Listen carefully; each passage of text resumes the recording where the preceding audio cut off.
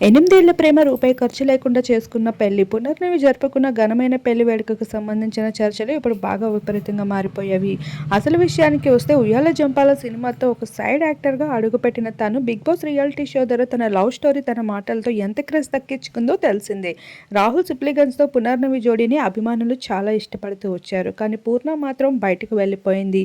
తన కెరియర్ ఇండస్ట్రీలో లేదంటూ తనైతే ఫారెన్లో తన కెరియర్ని కొనసాగిస్తూ వచ్చింది. హైయర్ స్టడీస్ త్రిబులర్ మూవీతో రాహుల్ కెరియర్ మరింత పీక్ స్టేజ్కి వెళ్ళిపోయింది. ఇక తను నేషనల్ అవార్డును కూడా దక్కించుకోవడంతో ఇక పునర్నవితో ఇంకా రాహుల్ కెరియర్ ఇంకేమాత్రం లేదని, వీరిద్దరూ దారులు వేరని విషయం అభిమానులకి క్లారిటీ వచ్చేసింది.